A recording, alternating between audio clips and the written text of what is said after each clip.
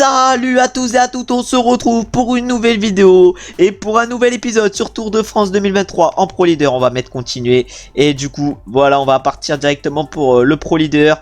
Ouais, évidemment que je veux continuer ce Pro Leader. Et voilà, on s'était arrêté la dernière fois avec du coup les 3 jours de la Provence où Schulz avait terminé 6ème, Martinez 9ème. Nous malheureusement on avait été malade sur ces 3 jours de la Provence où on avait du coup fini 4ème du meilleur grimpeur.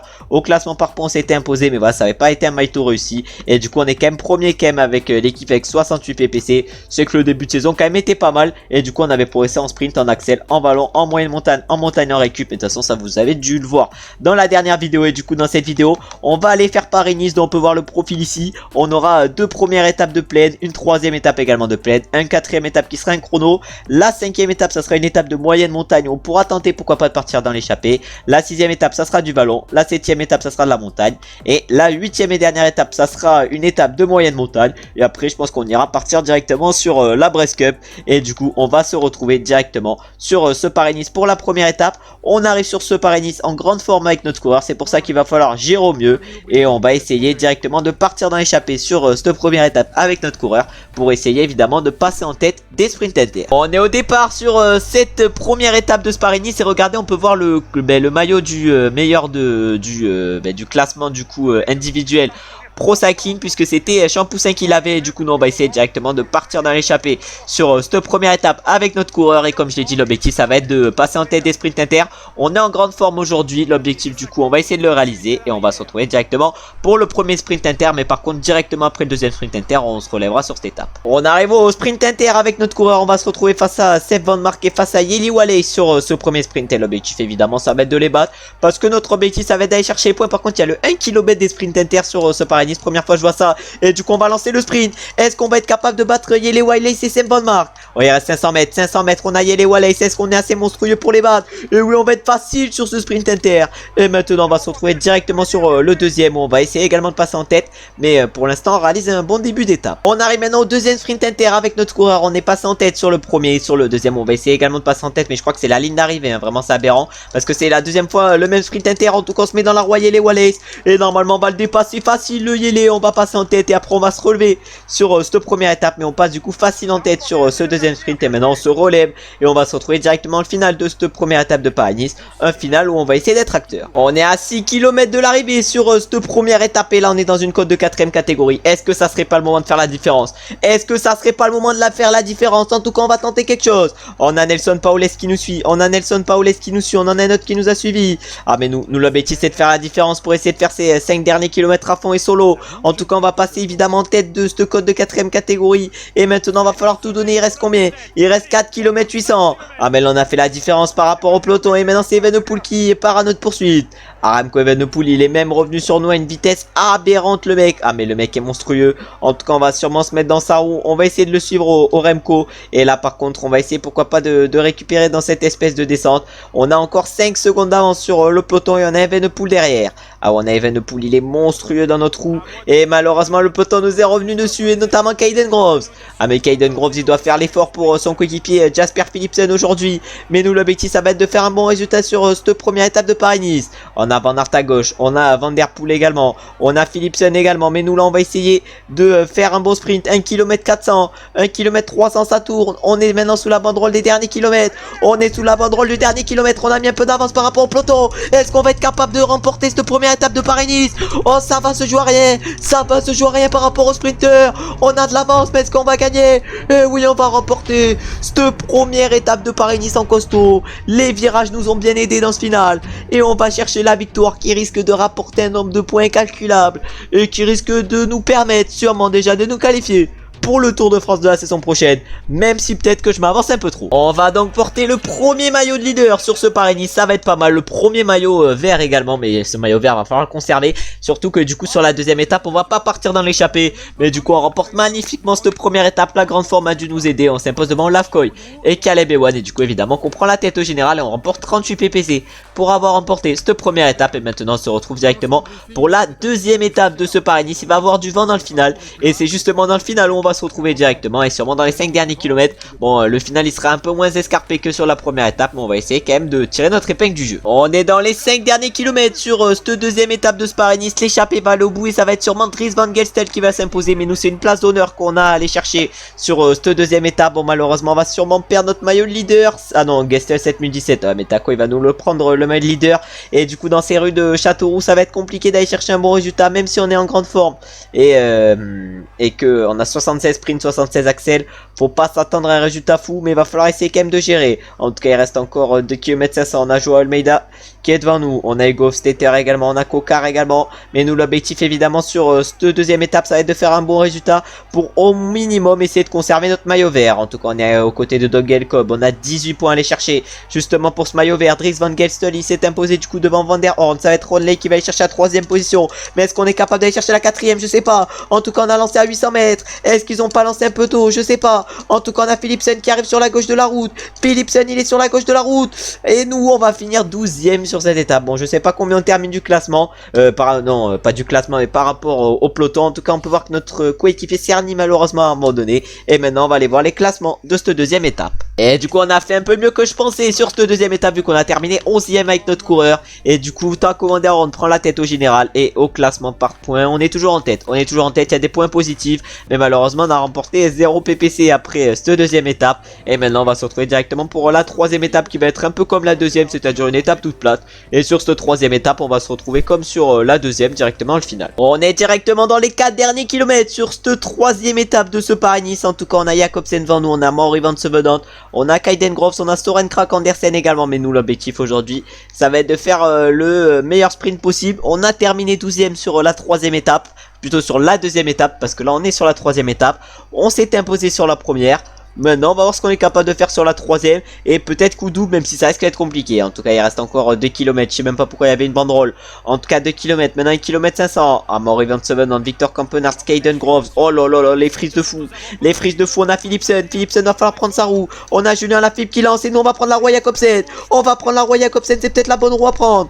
Ah mais Jacobsen il est pas mal, mais nous on va ralentir. On va ralentir pour accélérer. On la pire technique de l'histoire. Oh, j'ai vu que ça fonctionnait pas du tout, et du coup on termine que 14ème sur cette étape. C'est catastrophique. Et maintenant du coup on va aller voir les classements de cette 3ème étape où j'ai fait un sprint ignoble. On peut voir le classement de cette 3ème étape où du coup Philipsen s'impose devant Arnaud Démar et Groenewegen, et où malheureusement nous on termine que 14ème. On avait pris la roue de Jacobsen qui termine 5ème. C'était peut-être pas la bonne roue à prendre sur ce sprint, et du coup au général malheureusement on a reculé à la 3ème place, excusez-moi. Mais de toute façon c'est toujours Taco Van der Horn qui est en tête, et du coup malheureusement on a pris 0 points au classement Pro Cycling après cette étape, et du coup on se fait dépasser par l'Alpecin de Koenig. Et maintenant on va se retrouver pour la 4ème étape de ce Paris-Nice, d'Omer à Montluçon, un chrono de 13 km. On va se retrouver directement au départ, et un chrono où on espère avoir une bonne note pour performer correctement, même si la victoire on va être très loin de l'atteindre. On est en bonne forme sur ce chrono avec notre coureur, un chrono de 13 km qui va de Domérat à Montluçon. On va essayer de réaliser le meilleur temps possible, et pour l'instant au premier inter c'est Remco Evenepoel qui est en tête en 7 minutes, et d'où on doit être au premier inter en 7 minutes 15. On va voir si on y arrive, mais là vraiment on commence déjà mal ce chrono en prenant mal les virages, et on va se retrouver du coup directement au premier inter. On arrive au premier inter avec notre coureur, on devait être en 7 minutes 15 et on est en 7 minutes 16. Malheureusement on a une seconde du temps qu'on devait faire, et à l'arrivée on doit être en 15 minutes 08. Evenepoel était en 15,43. L'objectif évidemment ça va être d'être dans les temps, même si les chronos sont plus durs à gérer que sur TD22. Je pense qu'on est quand même capable de battre le temps qui nous est demandé. On arrive dans les 600 derniers mètres sur ce chrono, on va tout donner dans ces 600 derniers mètres. Ah, il nous en reste plein d'énergie dans ces 600 derniers mètres, même 400 derniers mètres. 15 minutes 08 on doit terminer. On donne tout ce qu'on a, dans ces derniers mètres, et on va terminer malheureusement 15 minutes 11. On termine à 3 secondes du temps qui nous était demandé. Pourtant j'ai fait le meilleur chrono que je pouvais faire, je pense. En tout cas malheureusement on ne s'imposera pas, et on va aller voir le classement de cette 4ème étape pour voir qui c'est qui s'est imposé. Et du coup on peut voir les classements de cette 4ème étape où du coup notre coéquipier Cattaneo a terminé 8ème, et notre autre coéquipier Walscheid 12, et nous malheureusement on a terminé 43ème à 28 secondes. Bon, on a terminé loin sur cette étape, et du coup au général on est maintenant 17ème à 2 minutes 09. Bon, on a peut-être remporté quelques points, on a remporté 6 PPC avec notre équipe, et maintenant on va se retrouver pour la 5ème étape de ce Paris-Nice, une étape de moyenne montagne où on va essayer de partir dans l'échappée, je pense, avec notre coureur pour pouvoir passer en tête du col de première catégorie, je crois qu'il y a au début de l'étape, ouais c'est bien ça, et pourquoi pas en tête d'un second et d'un première catégorie également, même si ça risque d'être compliqué, au moins essayer de passer en tête d'un, ça serait déjà une étape réussie. On est au départ de cette 5e étape de Spa-Nice et on peut voir qu'on a le maillot de leader du classement par points. Regardez comment il est ce maillot, en vrai il est pas mal du tout, hein. Il est pas mal du tout ce maillot, en tout cas on va essayer de partir dans l'échappée. Le maillot est pas mal stylé sur cette étape et on va se retrouver sûrement au niveau du sommet de cette première catégorie où on va essayer de passer en tête si évidemment on a pris la bonne échappée. En tout cas on va avoir, j'ai l'impression, des bons adversaires dans cette échappée vu que normalement on devrait être avec Yon Izagirre et Hugo Hugues. On est dans les 14 derniers kilomètres sur cette étape, malheureusement on n'a pas réussi à prendre l'échappée. On se retrouve au sprint inter, on va voir si on est capable de passer en tête au sommet de ce sprint inter. En tout cas ça a l'air compliqué, bon non, passer en tête ça va être compliqué parce qu'il y a Pogacar et tout qui accélère, Pogacar, Evenepoel, Vingegaard qui ont accéléré. Ah mais nous va falloir qu'on impose un gros tempo pour essayer de prendre le moins cher possible, parce que l'objectif aujourd'hui c'est de gagner sur cette étape de moyenne montagne, parce que je pense que c'en est largement je pense que c'est largement faisable. Bon, faudrait que j'arrive à m'exprimer. En tout cas devant on a Thibaut Pinot du coup qui est en train de rouler, peut-être faire rouler un de mes coéquipiers. En tout cas on a notre coéquipier Mattia Cattaneo qui est juste devant, et là normalement ça devrait descendre jusqu'à l'arrivée, mais on est à 25 secondes du groupe devant qui est parti. On devrait peut-être aller chercher quelques points sur ce sprint inter, mais maintenant on va se retrouver dans les 4 derniers kilomètres en espérant qu'on ait réussi à rattraper ceux de devant. On est dans le final du coup maintenant de cette 5e étape, ça accélère pour tous les favoris. Malheureusement on a Van Der Poel face à nous, on doit avoir également du Wout van Aert, c'est-à-dire qu'on va avoir des sacrés adversaires, et surtout que ça a fait que accélérer pour chacun des coureurs. Ah ouais, mais là on a Wout van Aert devant nous, mais maintenant c'est Mikel Landa qui en met une belle. Oh, Wout van Aert, est-ce qu'il est costaud? En tout cas depuis tout à l'heure il est en train de suivre les attaques, là il suit plutôt l'attaque de Julien de Remco Evenepoel. Et mais nous on est bien placés, dans ce groupe de 15. On a maintenant Enric Mas qui accélère. Ah ouais, Enric Mas il accélère, nous par contre il va falloir qu'on lance le plus tard possible avec notre coureur, vu la barre rouge qui nous reste. Elle est rikiki la barre rouge, elle est rikiki, c'est-à-dire qu'il va falloir sûrement lancer dans les 800-900 derniers mètres. Mais là il va falloir prendre les roues, on va pas prendre celle à Evenepoel, on va prendre peut-être celle à Madouas ou celle à Pidcock, ou peut-être même celle à Van Der Poel. Oh, est-ce qu'on va être capable de gagner? Ça va se jouer à rien face à Mathieu Van Der Poel. Est-ce qu'on va être capable de gagner? Et oui, deuxième victoire sur ce Paris-Nice, juste devant Wout van Aert sur une étape de moyenne montagne. On arrive à s'imposer, ça va nous faire progresser sur cette fin de Paris-Nice. Et maintenant on va aller voir les classements après cette 5e étape. On peut voir le classement de cette 5e étape où du coup on s'est imposé au bout du suspense devant Wout van Aert et Van Der Poel. La grande forme a dû nous aider sur cette étape, surtout qu'on termine que dans un groupe de 15 coureurs, c'est vraiment même 14, ça veut dire vraiment qu'on a été exceptionnel aujourd'hui. Et du coup au général on est actuellement 6e avec notre coureur à 18 secondes de Taco Van Der Hoorn qui garde la tête, et du coup on remporte 38 PPC en plus. Vraiment là la qualif pour le Tour de France se rapproche, et maintenant on va se retrouver pour la 6e étape de ce Paris-Nice, une étape qui va être vallonnée et une étape où on va essayer pourquoi pas de prendre l'échappée. Je pense que ça va être le seul objectif sur cette étape parce qu'on n'a rien d'autre à faire, et on va se retrouver directement au départ. On est au départ maintenant de la 6e étape de ce Paris-Nice. On va essayer de partir dans l'échappée sur cette étape, on espère que ça va nous laisser partir même si on est bien placé au classement général. De toute façon le classement général il est plus très important sur ce Paris-Nice, et on va se retrouver maintenant vers le sommet du seconde catégorie où on va essayer de passer en tête. En tout cas il y a pas mal de sprinters qui essayent de nous suivre, ça va être assez chiant, mais si on arrive à prendre l'échappée on se retrouve en seconde catégorie, et si on n'arrive pas à prendre l'échappée on se retrouvera directement au pied de la montée finale. On est vers le sommet de ce premier seconde catégorie, on a du coup réussi à prendre l'échappée, mais là l'objectif maintenant ça va être de passer en tête de ce seconde catégorie pour améliorer nos stats. En tout cas on a Laurent Pichon sur la droite, Laurent Pichon il est sur notre droite, est-ce qu'on va être capable de le battre? Ah ça va être dur, heureusement que c'est assez plat, et on va passer en tête de ce seconde catégorie magnifiquement avec notre coureur, et on va se retrouver directement pour le prochain seconde catégorie. En tout cas un passé en tête, maintenant pourquoi pas un deuxième. On arrive au sprint inter avec notre coureur, malheureusement on va être face à des Jasper Philipsen, des Yele Wallace et tout. Ah ouais, mais Jasper Philipsen en plus il lance de archi loin, et nous du coup on va essayer de prendre la roue à Victor Lafay. Oh Jasper Philipsen, peut-être qu'il a lancé trop tôt, en tout cas nous on est dans les 500 derniers mètres, on est dans les 500 derniers mètres, est-ce qu'on va être capable de battre Philipsen?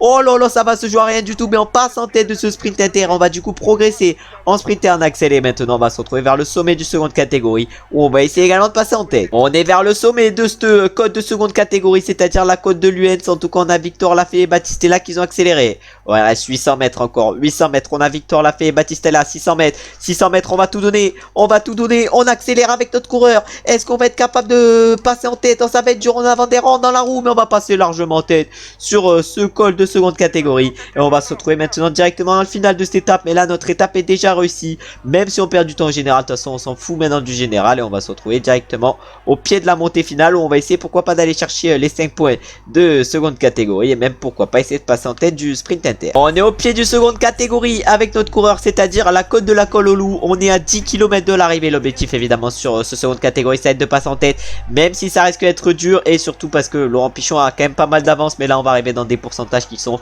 monstrueux, qui donnent le vertige, qui font peur. Voilà, on est dans du 15% et encore c'est pas le maximum. Je crois qu'il y a un moment dans cette montée, on a des pourcentages à 26%. En tout cas, faut pas que devant Laurent Pichon il craque, mais nous là on accélère. On accélère dans ces pourcentages à 20%. Oh là là, la montée de fou. La montée de fou, on revient à 37 secondes de Laurent Pichon qui est arrêté. Oh là là, il y a un putain de bug, le mec est arrêté sur la route. Oh yo yo yo yo, mais c'est vraiment aberrant. Le mec dans du 27%, il est arrêté. Mais nous on est arrêté également, on est à 10 km/h. Oh yo yo yo yo, mais normalement on devrait quand même passer en tête de ce seconde catégorie, même si ça fait l'effort derrière. C'est Laurent Pichon qui fait l'effort. Ah ouais, mais nous on donne tout. On essaye de récupérer du gel rouge. Mais c'est maintenant les Borans gros qui font l'effort derrière. Nous l'objectif ça va être juste de passer en tête du seconde catégorie. Et pourquoi pas du sprint inter. Mais il y en a un qui accélère, c'est David Godu. Oh, il y a David Godu. Oh non, David me vole pas. Bon, vole pas mon rêve le David. Non, normalement il devrait pas me le voler. Mais derrière peut-être que Pogacar il va nous le voler. Non, c'est bon, Pogacar il va pas voler notre rêve. Mais on va du coup passer en tête de ce seconde catégorie. Malheureusement toujours pas de progression après de passer en tête. Et maintenant on va faire la descente. Et on va essayer également de passer en tête de ce sprint inter. On va prendre la Roi Poga. On va prendre la Roi Pogacar. De toute façon, après le sprint inter, vraiment notre étape est finito. On n'aura plus rien à jouer parce qu'on voudra évidemment partir dans les échappées sur les prochaines étapes. En tout cas, devant on a Pogacar devant nous. Devant nous, on a Pogacar. Et après, on va consommer le gel rouge. Oh, Pogacar. Pogacar, il est monstrueux. Mais nous, maintenant, on consomme notre gel rouge. Oh, il reste 1 km maintenant avant le sprint inter. Pour l'instant, notre étape est déjà réussie. Malheureusement, on n'a plus de barre rouge. On n'a plus de gel rouge plutôt parce que notre barre rouge, elle est encore là. Mais là, du coup, on est en train de tout donner. On va consommer notre gel bleu et Mats Pedersen, il va aller faire le sprint. Oh, Mats Pedersen il va aller faire le sprint. On a Godu qui va aller l'accrocher. Nous on va essayer également de faire le sprint, mais en les suivant d'un peu loin. En tout cas là, non mais Mats Pedersen il fait l'effort. Il a David Godu derrière lui. Ah mais de toute façon on est déjà passé en tête des 20 sprints inter normalement. Je sais pas, mais je crois qu'on est passé en tête des 20 sprints inter.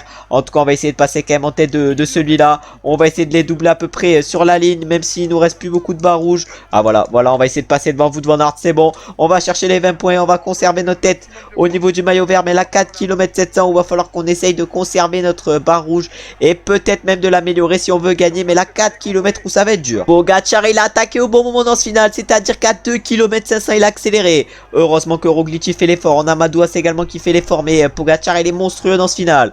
Ah ouais, là on a Skelmos dans la roue, mais est-ce qu'on va être capable de reprendre Pogacar? En tout cas on a Vingord qui fait l'effort, Pidcock également il fait l'effort. On va reprendre Pogacar, mais est-ce qu'on va être capable de faire un bon résultat aujourd'hui? Je sais pas. En tout cas va falloir prendre la roue à vous en Aert, va falloir prendre la roue peut-être à Primoz Roglic. Ah, va falloir prendre la roue 2. Va falloir prendre la roue 2 et nous on va tout donner dans ces 400 derniers mètres. Est-ce qu'on va être capable d'aller chercher notre 3e victoire? Et oui, magnifique, 3e victoire de la vidéo. Et sur ce Paris-Nice on est en train d'enchaîner. Je voulais juste partir dans l'échappée pour aller chercher les secondes catégories et les sprints inter, mais en plus de cela on remporte cette étape en étant allé chercher du coup la seconde catégorie et le sprint inter dans le final. Vraiment on a été monstrueux sur cette étape et on va aller voir les classements après celle-ci. On peut voir le classement de cette 6e étape où du coup on s'impose devant un Wout van Aert en mauvaise forme, mais un Philipsen en bonne forme. Vraiment on a réalisé une étape de folie et du coup au général on s'est rapproché mais pas loin de Wout van Aert et du coup on a remporté 42 PPC après cette étape. Vraiment on est en train de faire le point de PPC et maintenant on va se retrouver pour la 7e avant-dernière étape de ce Paris-Nice. Bon, sur cette étape vraiment on va pas jouer la victoire, on va juste essayer de partir dans l'échappée et on va se retrouver comme sur la 6e étape directement au départ. On est au départ maintenant de cette avant-dernière étape de ce Paris-Nice et on va essayer évidemment de partir dans l'échappée pour pourquoi pas aller chercher les points de la montagne mais également les points du sprint inter et on va se retrouver sur cette étape directement au niveau du sommet du seconde catégorie où on va essayer d'aller chercher des points. On est vers le sommet du seconde catégorie et l'objectif ça va être de passer en tête à 700 mètres. Malheureusement on n'était pas placé au mieux dans ce seconde catégorie. Ah ouais, on était même vers l'arrière. En tout cas là ça va falloir accélérer. 500 mètres nous on fait l'effort, on n'a rien à perdre sur ce seconde catégorie. On fait l'effort à plus de 500 mètres, il reste encore 100 mètres dans ce seconde catégorie. On passe magnifiquement en tête. On va du coup progresser avec ce passage en tête du seconde catégorie. Et maintenant on va se retrouver au sprint inter où on va essayer également de passer en tête. On est maintenant à 1 km du sprint inter avec notre coureur. On a Filippo Ganna qui a lancé devant. On a Henry Schausler. Ah, je pensais pas qu'il était aussi monstrueux le Henry Schausler.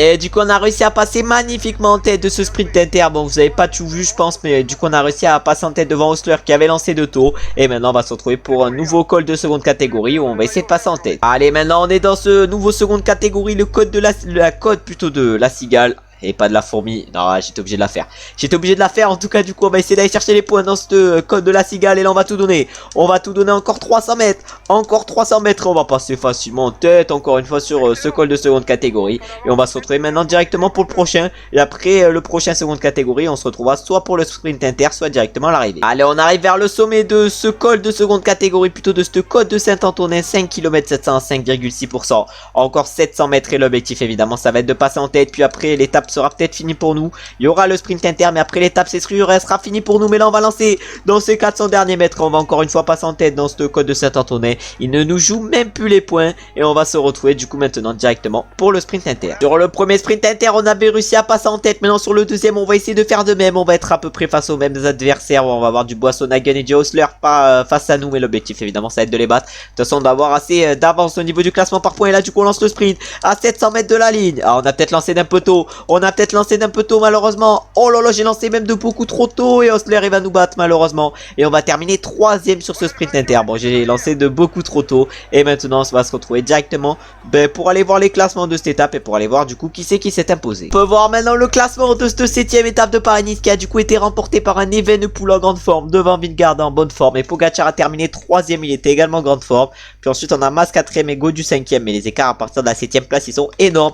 Et du coup, il y a eu pas mal d'hors délai. On a notamment notre coéquipier Walshad qui a été hors délai. On a Marc Sarro, Roglic il a abandonné. On a Wallace hors délai, Ackermann hors délai et Jacobsen hors délai. Nous on a terminé 36ème à plus de 19 minutes. De toute façon on s'est relevé de toute façon dans le final pour perdre le plus de temps possible et pouvoir partir dans l'échappée sur la dernière étape. Du coup au classement du meilleur grimpeur on est en tête. Au classement par points également. Au classement des jeunes de toute façon on s'en fout. Au classement par équipe on est 9ème. Au classement de la combativité on est en tête. Et on a remporté 8 PPC après cette 7ème étape alors qu'on n'a rien foutu. Et maintenant on va partir pour la 8ème et dernière étape de Paris-Nice. Il va avoir des premières catégories et des secondes catégories. Et notre objectif ça va être de passer en tête de ces cols. On est au départ de cette dernière étape de Paris-Nice et on va essayer du coup de partir dans l'échappée aujourd'hui avec notre coureur. On va aller jouer directement le sprint inter et après on ira jouer les cols de seconde catégorie et de première catégorie. Et l'objectif sur ces cols évidemment ça va être de passer en tête. Et si on n'arrive pas à prendre l'échappée on se retrouvera directement pour le premier col de première catégorie. Bon l'échappée a l'air d'être prise. Malheureusement ce premier sprint inter il va pas être fou parce que j'ai peut-être lancé d'un peu tard.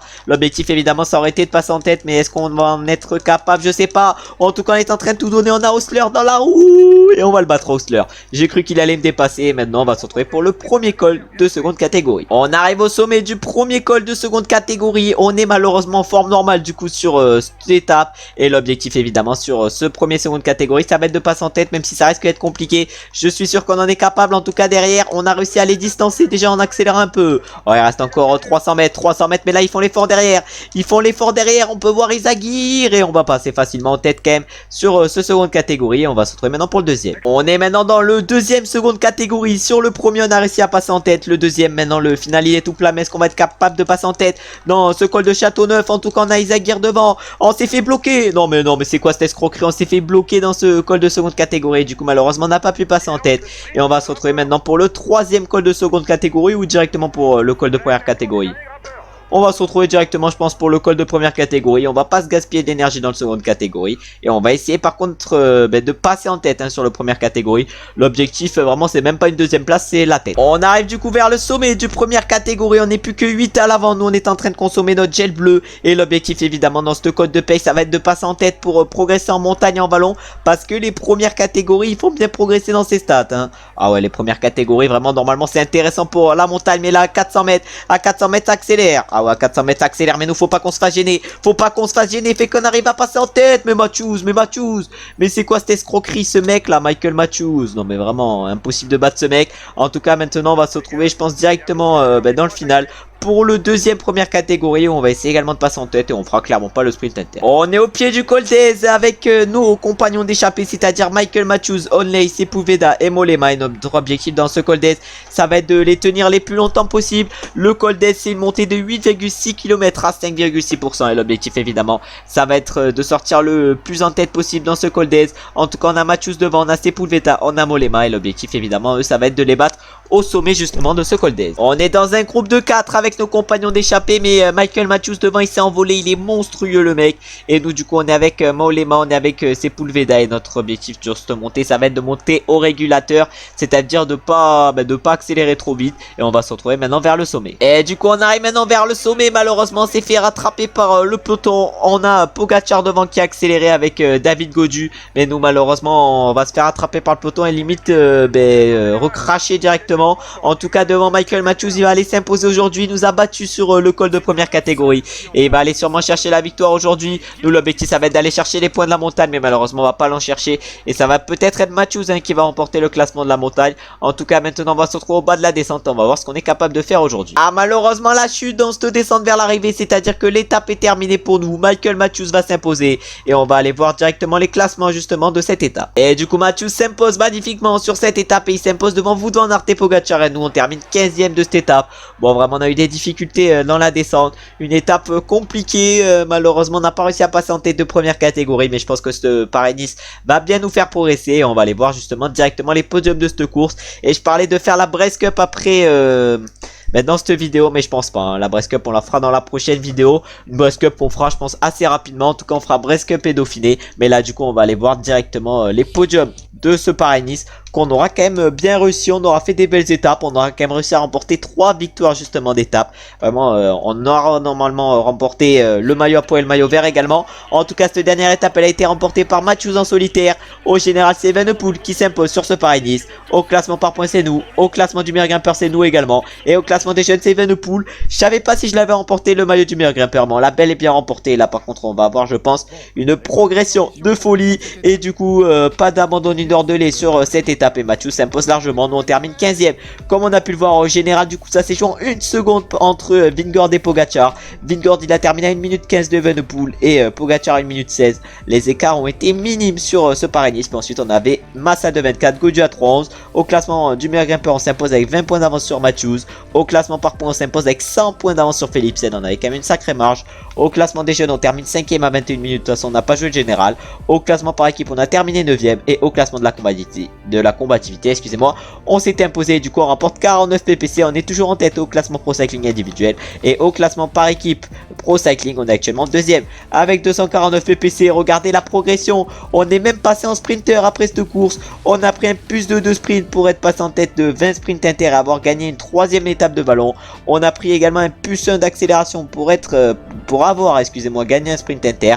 On a pris un plus 1 de ballon pour avoir gagné l'étape de ballon. On est du coup maintenant 76 ballons, ça commence à être intéressant. Ensuite on a pris un plus 5 de moyenne montagne. Oh ça c'est monstrueux. Non plus 4 excusez-moi de moyenne montagne. Pour être passé en tête d'un col de seconde catégorie pour la 7e fois. Pour avoir terminé 2 étapes de montagne. Et pour avoir gagné également une étape de moyenne montagne. Et enfin on a pris un plus 2 également en montagne. Pour être passé pour une 7e fois en tête d'un col de seconde catégorie. Et avoir terminé une 2e étape de montagne.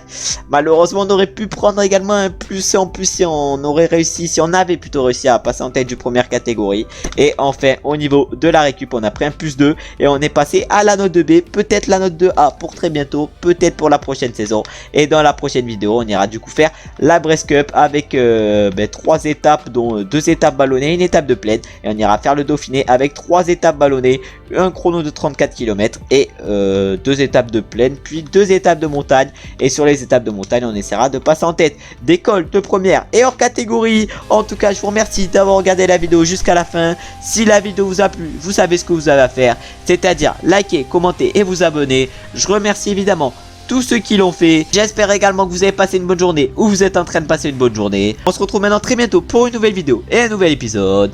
Ciao ciao ciao.